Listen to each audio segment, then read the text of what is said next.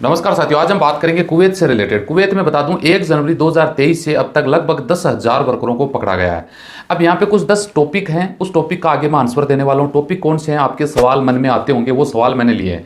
आखिर इन वर्करों को पकड़ा क्यों गया है, पुलिस इनको पकड़ती है, क्यों पकड़ती है वर्करों को, कारण क्या है, वीज़ा खामा आपके पास वैलिड आईडी होने के बावजूद पुलिस पकड़ लेती है तो क्यों पकड़ती है, आपको किन चीज़ों का ध्यान में, किन बातों का ध्यान में रखना चाहिए ताकि आपको पुलिस न पकड़े, कौन से वीज़ा में आपको काम करना चाहिए ताकि आपको पुलिस न पकड़े, कौन सा वीज़ा कहाँ से अप्लाई करना चाहिए, कितना चार्ज लगता है वीज़ा का, पुलिस पकड़ने के बाद आपका क्या करती है, आखिर कुवैत पहुंचने के बाद बहुत सारे लोग खल्ली बल्ली क्यों हो जाते हैं। ये जो इतनी सारी समस्या आपको आती है, इनके ये जो समस्याएं आने के बाद आपके साथ क्या होता है, ये 10 टॉपिक मैंने यहाँ पे नोट किए हैं। इनका सबका आंसर देने वाला हूँ इस वीडियो में।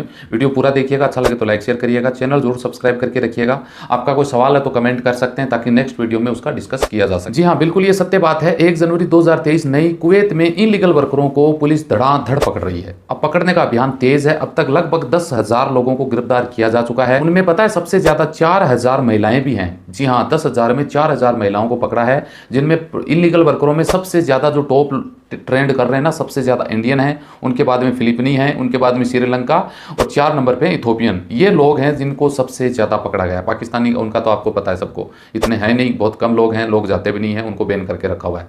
इन सबको पुलिस ने पकड़ लिया। महीने 2 महीने रखेगी। इनका जो भी कानूनी कार्रवाई, जो भी इनका केस बनता है उस हिसाब से जेल में डाल दिया जाएगा। फिर इनको डॉक्यूमेंटेशन होंगे, फिर इनको इंडिया डिपोर्ट कर दिया जाएगा। जी हाँ, और उसके बाद में लाइफ टाइम ये लोग कुवैत नहीं जा सकते। हालांकि वो केस पे डिपेंड करता है कि लाइफ टाइम नहीं जा सकते या 5 साल के लिए बैन लगेगा। अब आपको मैं बता दूं 10 क्वेश्चन जो मैंने किए थे उनके एक एक करके मैं आंसर देता हूं। इन लोग 10,000 वर्करों को पकड़ा क्यों गया? इनको इसलिए पकड़ा गया कि ये कहीं ना कहीं इनलीगल एक्टिविटी में थे। हो सकता है ये इनके पास वर्क परमिट नहीं था, इनका वर्क परमिट एक्सपायर हो गया, ये कोई दूसरा काम कर रहे थे या फिर कोई गलत काम कर रहे थे या इनके ऊपर कोई केस वगैरह लगा था। इन सबको मिला के इन लोगों को पकड़ा। सेकंड क्वेश्चन करते हैं कि भैया पुलिस पकड़ती क्यों है वर्करों को? देखिए, पकड़ने का सीधा फंडा ये होता है कि मान लो कि आप कुवैत में पहुंच गए, तो आप जिस कंपनी में गए उस कंपनी को छोड़ दिया, आप भागे, तो आप हो गए इलीगल, समझ गए।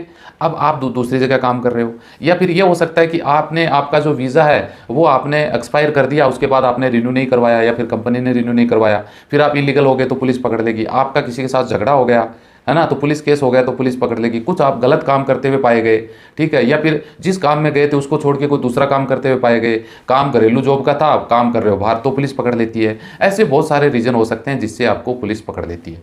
3 नंबर पॉइंट पे हम बात करते हैं कि भाई वैलिड आपके पास वीज़ा भी है, अखामा भी है या आईडी जिसको बोल सकते हैं वो भी है, उसके बावजूद पुलिस आपको क्यों पकड़ती है? इसका रीज़न ये है कि मान लीजिए आप मेरे पास कंपनी में थे और आपको मैंने घरेलू जॉब के लिए बुलाया था, घरेलू नौकर जॉब के लिए, वीज़ा आपके पासपोर्ट में वही लगा है, मैंने आपको अथॉरिटी दे दी कुछ पैसा लेके कि भैया आप बाहर काम कर लो, ठीक है। आपको जैसे सीआईडी वाले कहीं ना कहीं टकरा जाएंगे, वो आपके आईडी चेक करेंगे तो उसमें लिखा आएगा कि आप तो होम जॉब में काम कर रहे हैं, यहाँ पे पता लगा वो तो आप दूसरा काम कर रहे हैं, तो पुलिस आपको पकड़ लेगी। या आपका वीज़ा एक्सपायर है या XYZ है, तो इन मेन तो यही रीज़न होता है, या खल्ली बल्ली है तो आपको पुलिस पकड़ लेगी। यहाँ पे आपको किन बातों का ध्यान रखना चाहिए? देखिए, आप सबसे इंपॉर्टेंट बात यह है कि आप जिस काम में गए हैं ना वही काम आप करें।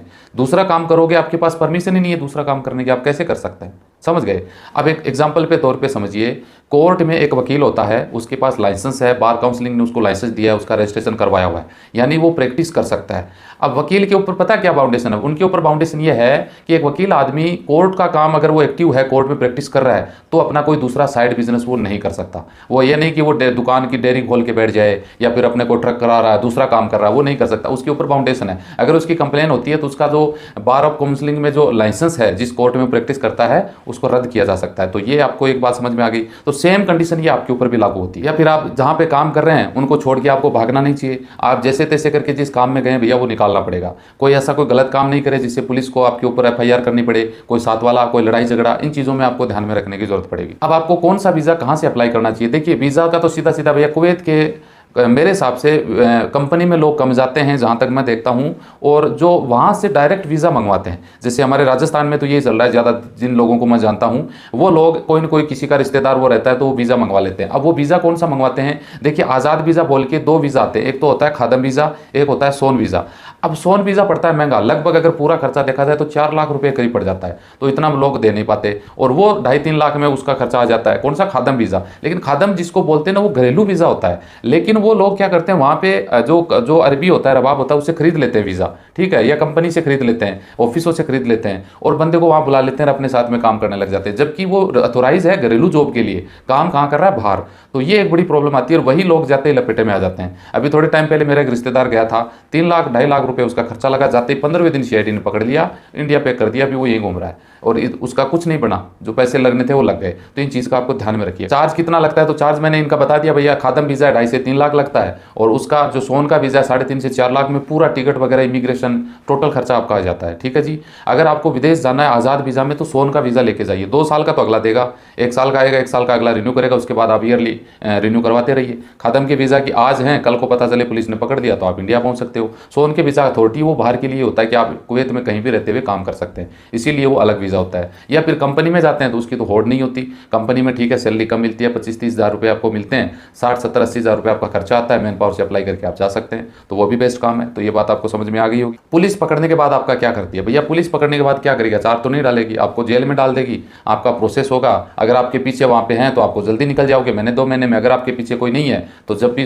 प्रोसेस होगा 2-4-5 महीने में आपका नंबर आएगा, एम्बेसी के थ्रू कैसे भी करके आपको वाइट पास बना के, पासपोर्ट नहीं है तो इंडिया भेज देगी। उस पर कि आपका केस कौन सा, उसके आधार पर 5 साल कम से कम बैन लगेगा। ऊपर आपके हिसाब का जो भी केस है, कोई लड़ाई दंगा या कुछ और है तो लाइफ टाइम बैन हो जाओगे। चोरी का केस है या आपको किसी ने केस करवा रखा है तो लाइफ टाइम बैन हो जाओगे। और अगर ऐसे इनलीगल काम करते हुए पकड़े गए तो 5 साल के लिए बैन हो जाओगे। आखिर लोग कुवैत में खल्ली बल्ली होते क्यों है भैया? देखिए, कुवैत की एक ठीक है, शुरू में लोग चले जाते हैं, वीज़ा लगवा लेते हैं। आज़ाद वीज़ा में लोगों की स्थिति बहुत सारे लोगों की खराब हो जाती है, जिनका एक बार वीज़ा लग गया दोबारा वो रिन्यू नहीं करवा सकते, टाइम पे पैसा नहीं है, रबाब भाग गया, कंपनी बंद हो गई, रिन्यू कहाँ करवाएं। या फिर बहुत सारे लोग होते हैं जो छोटे मोटे काम में चले जाते हैं रबाब के पास में, उनसे परेशान दुखी होकर वो उसके पास से भाग जाते हैं, या कंपनियों में जाते हैं, वो भी कंपनी छोड़ देते हैं, भाग जाते हैं। तो ये खल्ली बल्ली हो जाते हैं, फिर वो काम करते रहते हैं, जब पकड़े जाते हैं तो इंडिया आ जाते हैं, फिर 5 साल का बैन लग जाता है।